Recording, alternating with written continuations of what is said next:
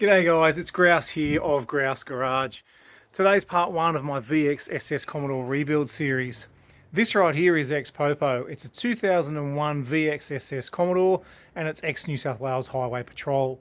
In today's video I'm going to start on the LS1 and 4L60E removal, but before that let's do a walk around and hear the backstory of this car.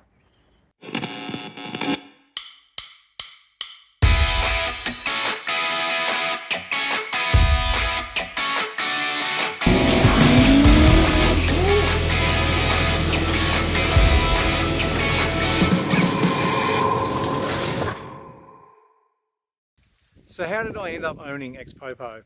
There's a little bit of a story behind that. I was out one day buying some home reno stuff. I was actually in the middle of Harvey Norman, and my brother rings me and says that his father-in-law is getting ripped off by the local Holden dealer and wanted some advice. Now, what happened was he took his car to the local Holden dealer, and I will name names because sadly they're no longer there, but it was Sutton's City Holden, which has now closed down and disappeared because the whole site there that the dealership used to occupy is being developed for high-rise housing. So he had transmission problems, which we already know the car has. He took it to the Holden dealer for a diagnosis. Holden dealer charged him $600. And yes, there's the invoice. You can see right there, $600. Charged him that for a diagnosis. Now, how long did they spend looking at the car to charge $600? Must have been hours. It must have been the whole day. And then you look at the list of items there that they determined were wrong with the car, and they really could have done that in half an hour. So what they told the owner of the car was that he'd be up for $13,000 in total for all of the repair work. And that included a brand new transmission, suspension work, and a full engine rebuild, which is what they were suggesting it needed as well for the supposed oil leaks. So when they presented that diagnosis to the gentleman who owned the car, at the same time they said to him, look, we'll take it off your hands for $300. And he was going to do that. He was going to accept it because he thought that his car was basically going to be a burden and worth nothing. So my brother rings me up and says his father-in-law is getting ripped off. What should he do? When he told me that the Holden dealer had offered him $300, I said, that is madness. Tell him absolutely no way to take that. And then my brother said, would I be interested in buying the car? And immediately I started to think, LS swap, fantastic opportunity to buy an LS motor and box and just do away with the car. So I said, look, I'll pay $1,500. Now I thought $1,500 might have been still a little bit cheap, but certainly wasn't trying to get the car for nothing. Now apparently he was thrilled with that offer and accepted straight away. So I rang the dealership and said, I'm sending a tow truck for the car. You're done with it, that's it, and the tow truck will take it. And the towie brought it back to my house, and so started the ex-Popo project. Once I looked at the car for the first time, I decided I'm not going to bastardize it and rip the motor out and send it off for scrap. I'm actually going to rebuild it, and that is why it's been sitting here now for 18 months waiting for the day. And as we know, that day is now. So what I'm going to do is throw it into the garage and start pulling this LS1 and 4L60E out. But let's take a look at the outside, do a walk around and see the condition. Start with the front. Front bar is pretty good. There's a couple of little scrapes, one down here and one down here. Pretty typical for those bars because of the design. This front guard is, it's got a little scrape here, clipped a yellow pole, probably in a car park or something. These two doors, there is a scrape along here which goes across both doors and also along the side skirt there. I'll have to pull those out and repair those.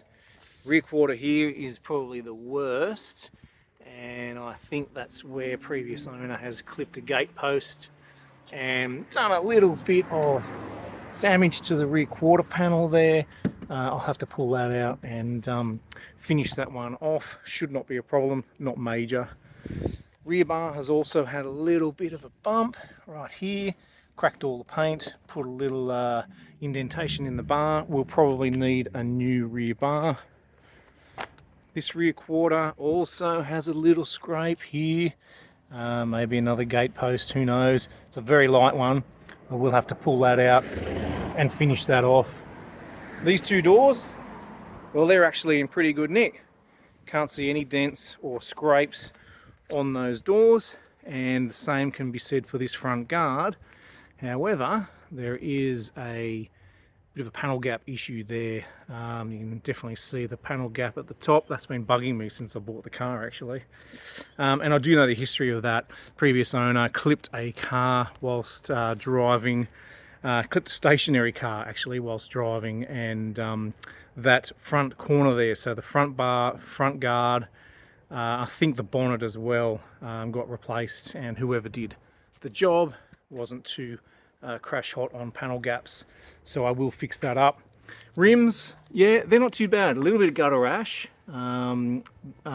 They should repair okay, but I'm not going to use those. I've actually got some other pretty cool rims to put on this, which I'll show you in a moment. And now let's check out under the bonnet. This is where the action is. So we've got an LS1 V8 4L60E automatic transmission, standard police highway patrol spec, 230,000 kilometers. Engine is spot on. There is absolutely nothing, in fact, nothing wrong with this engine, and in fact it doesn't even leak a single drop of oil, which is ironic because the service inspection from the Holden dealer stated that the engine was needed a full gasket set. It was leaking everywhere. Super clean in this engine bay. I did give it a good gurney with the high pressure washer when I bought the car. Wasn't that bad to begin with anyway, and it has come up looking absolutely spot on. Let's take a look on the inside now, and I'll show you the condition in there.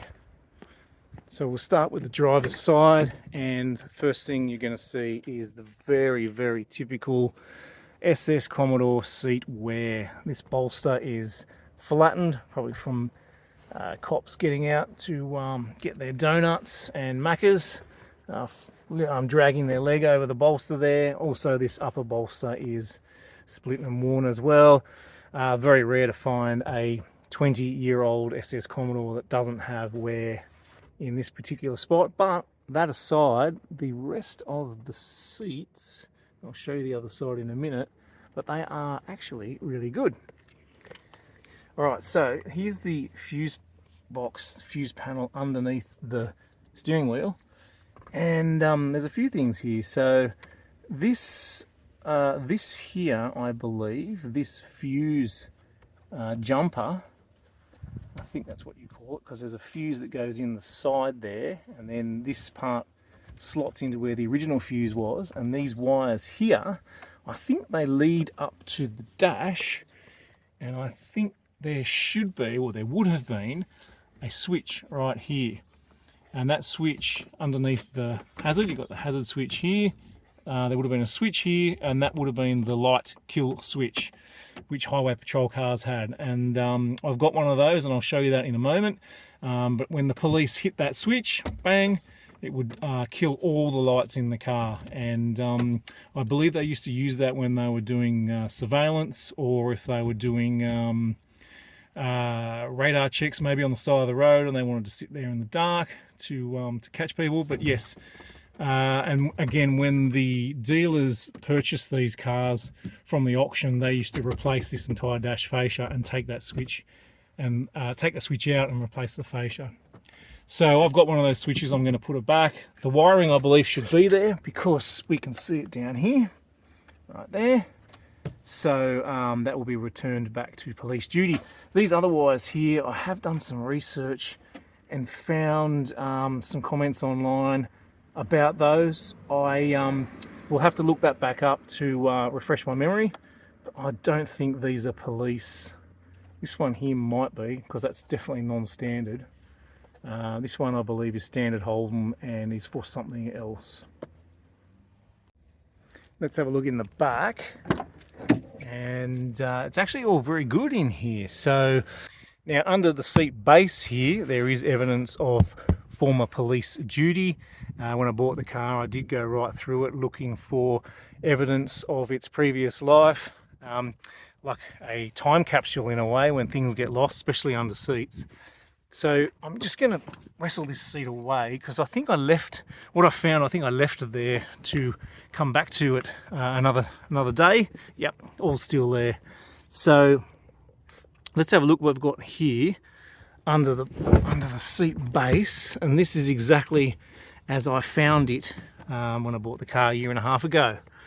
So start with these. These are what I figured out was they're the ends of sunglasses. I don't know what the history of that is, but both of those are the end pieces of your sunnies on the arms.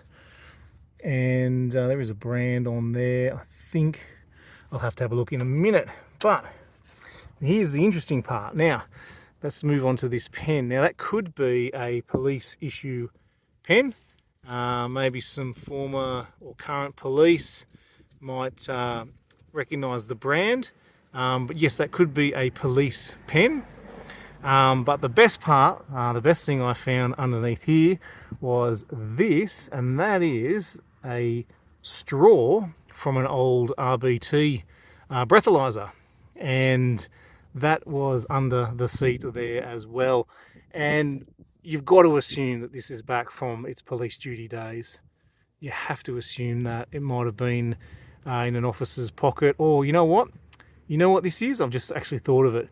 This could have been from somebody who was breath tested and they were told to take the straw off the machine when they after they blew into it, which I believe was standard practice, and they were probably over the limit and then shoved into the back of the car to be taken back to the station, and it was either in their hand or in their pocket, and it's fallen out and gone underneath the seat. So there is a story there with that. And I love the stories that you can uncover from second-hand cars, and usually diving under the seats is exactly where you're going to find that history. Alright, the last thing I want to show you is in the boot.